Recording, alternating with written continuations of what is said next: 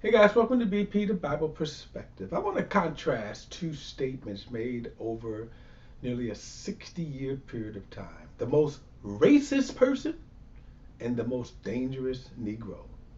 Megyn Kelly said this about Tiffany Cross, that she's the most racist person on television of all time. And 60 years ago, the FBI made a similar statement about Martin Luther King, that he was the most dangerous Negro in America.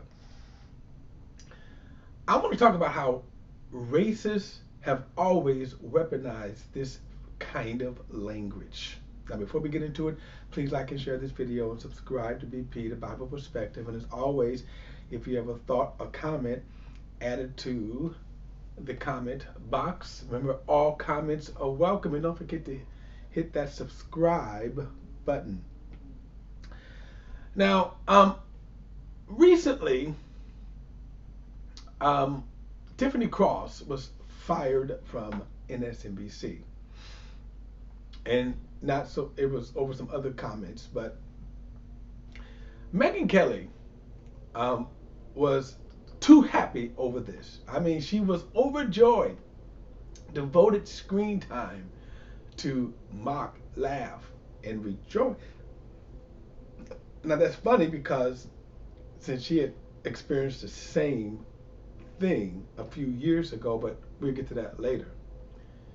And as it turns out, there seems to have been this rift between these two, this back and forth, that Megyn Kelly seemed to have gotten triggered by certain comments that Tiffany has made. And I'm going to get to Megyn Kelly's past in a moment. But it seemed that some of the comments that triggered Megyn was from one of the recent quarterbacks that got sacked, and he was laying on the ground with his hands up, almost paralyzed from a concussion. And I guess Tiffany made some comments to the effect that NFL owners were at the expense of black players' health, putting them out there, suggesting it might have been racist. Well, this triggered Megyn Kelly to the point that she called her a dumb A. But then she said she's the most dangerous, I'm sorry, the most racist person in all of television. Now, when you see that kind of statement, the most racist person, the most dangerous person, to me, this is a triggering from white racists. In other words, what is triggered in them, that whiteness, that racist. And this is not the first time that Megyn Kelly has been triggered, but it seems that she certainly entered into a back and forth with Tiffany Cross. I want to kind of talk about this because whenever you see these terms, the most racist person. Now, I have been called the most racist person on Facebook. One particular guy who we go back and forth, he says, I'm the most racist person that he's ever met. Now, when people make this statement, what they all have in common is they never talk about actual racists. In other words, the very racists that I may be talking about, this is what they're criticizing, calling me racist, but they will never actually talk about actual racists. And the same with Megyn Kelly. When she calls Tiffany Cross the most racist person in all of television, that's how racists have always weaponized.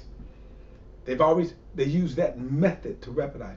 And I'm gonna say this, they used it post Civil Rights Bill, post 1965, because prior to 1965, and as an example, a white woman would weaponize the system against a black person. Emmett Till being the prime example. right? She whether it was truthful, in her case it was a lie, but she weaponized. We could also go and say that these uh, comments or lies have been weaponized in the past that have caused massacres. Tulsa, Rosewood, we can go on and on and on. But after 1965, they can no longer do that. They have to hang up their sheets because they themselves would go to jail. But one of the ways that you do that is you begin to demonize those who are actually speaking out against actual racism. Now, Megyn, by the way, when she was on Fox News, I'm going to play a clip and I'm going to let you hear it for yourself. And one of the clips she is infamous for was the white Jesus and the white Santa Claus. But this clip here, I want to play this clip because I want you to hear the interviewer is going to ask her, does she still think that Santa Claus is white? Does she still think Jesus is white? Listen to what she said. Now they're going to play the actual clip, and then I want you to listen to Megyn's response. Here we go. You know, when you're constantly speaking your mind, you're going to say things that don't always resonate or people don't agree with. I think one notable one is Santa is white on Fox was a moment. In Slate, they have a piece on .com. Santa Claus should not be a white man anymore. And when I saw this headline, I kind of laughed and I said, oh, this is so ridiculous. Yet another person claiming it's racist to have a white Santa. You know, and by the way, for all you kids watching at home, Santa just is white, but this person is just arguing that maybe we should also have a black Santa. But you know, Santa is what he is, and just so you know, we're just debating this because someone wrote about it, kids. The first week of your show, there were a few statements that rubbed people the wrong way about Jane Fonda and plastic surgery and things like that. Upon further reflection, do you regret anything that you've said out there, and is Santa still white? I regret a lot of what I've said. I mean, you're going to be on the air several hours a week, live television. You're going to say stupid. That's just the reality, you know. So yeah, there's a lot I'd like to go back and say differently. All I can tell you is I think the lens is a truth teller, and people who watch you day after day will see who you are without the caricature of you that's put out there by websites and so on looming over you. You know, one of my great struggles at Fox was I felt everything I did was viewed through a negative prism by those who didn't like Fox or what it stands for. And I hated that. You know, I think there's a lot of people over there who are good people and solid journalists who I love who struggle with that. And I'm sure people at other stations have the same thing. You know, people have a worldview about certain journalists or their organizations. And I really hope that in my new position, people will just see me for who I am and not through that prism, you know? So far, I feel like... Now, if you will notice, one, she doesn't answer the question, right? She had plenty of opportunity. And you saw the clip where she said that, again, where she makes it clear. In other words, she wasn't just using a euphemism. She makes it clear that in her view, Jesus is white and Santa is white. Okay, that's crystal clear. Okay, and then when the interviewer asked her, "Is Santa white?" you notice she did not answer the question. She just didn't answer it. Now, Kelly would later on move to NBC. I don't know why this happened. Kelly wanted to have a broader platform.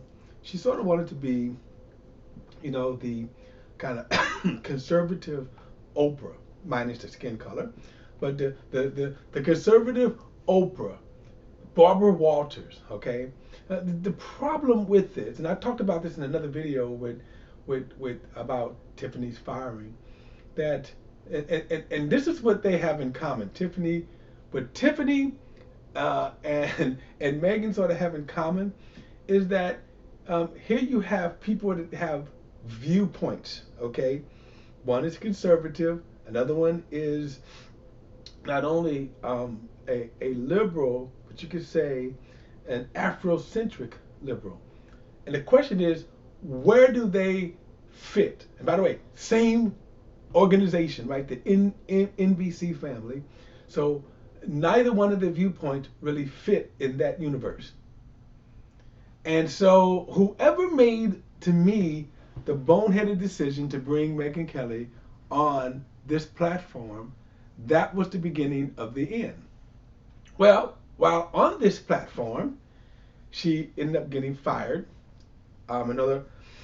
She was promised about 15 to 20 million a year, and she made from the beginning. By the way, and people should understand this from the beginning. I want to go back and forth with it. From the beginning, when she was on her talk show, and again, Kelly's point was to bring the conservative Republican view, which people didn't want, not on that platform. And what is interesting, same thing with Tiffany. She wanted to bring a certain view, okay, a certain point of view. And her employers didn't really want that viewpoint. And like Tiffany, the actual firing was kind of a lead up to it. And the same thing happened with Kelly when she was on her Today show right here, was that almost from the beginning, her bosses realized this was a horrible mistake. When she made the blackface, she made a comment about blackface around Halloween. And basically she said that, well, she didn't see anything wrong with blackface. They always did blackface and yada, yada, yada. Well, that offended people. And I think NBC used that to let her go. Now, don't cry for Tiffany. She walked away, it's reported, about $30 million. So she pretty much collected most of about almost $60 million before she left. So don't cry. Plus, she wrote another book where she got another $10 million. So again, she's fine. However, like Tiffany, they wanted this platform, they wanted this job, and neither one of them wanted to leave it. Okay. So now, when we get to Kelly and her kind of racist views, now she's doing her podcast where she can really unhindered express her views. Okay? And so she's back at it again. She is showing who she always was. And that's why I say when you look at these statements here, that she is the most racist person. Again, this is what racist people say without ever dealing with actual racism. In other words, let's take apart what they say. If you stop and think about this, people who say critical race theory is evil, point out the tenets of critical race theory and tell me how they're evil. But I digress. When people make this statement here, that's a weaponize to try to devalue someone. Because again, what were the racist statements? What was so racist to the point that she said that she is the most racist person in all of television? Well, I could think of a lot more people. Tucker Carlson, whom she buddies with, for starters. How about Megyn herself? Is Tiffany more racist than you? White Jesus? White Santa Claus? Okay?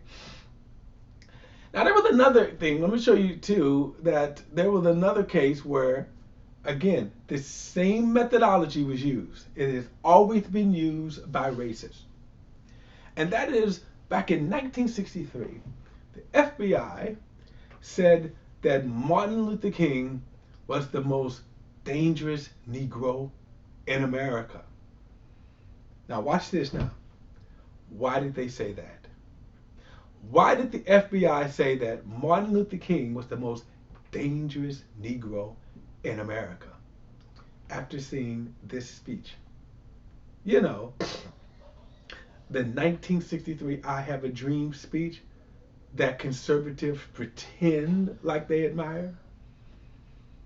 After seeing this speech in the massive crowds, that's when they said that Martin Luther King is the most dangerous Negro.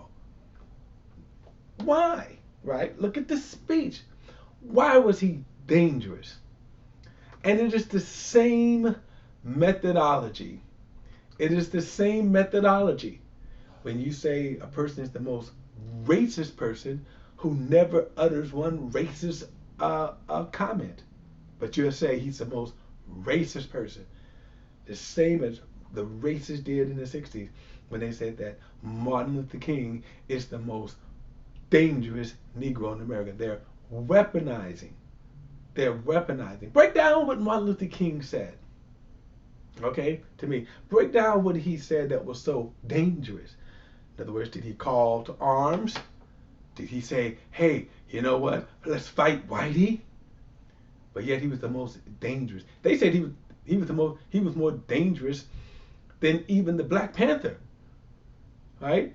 He was more dangerous than some of these black militant groups. Why? Look at the crowd.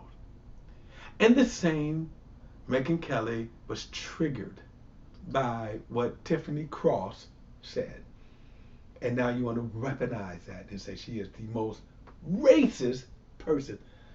I challenge Megyn Kelly to say, this is what is racist about what she said. This is what's dangerous about what she says. All right, guys, that is my perspective. And what are your thoughts? I would love to hear your thoughts. Remember, all thoughts and comments are welcome. Add them to the comment section. And don't forget to like and share this video and subscribe to BP The Bible Perspective. Hit that subscribe button. Till next time, I'll see you then.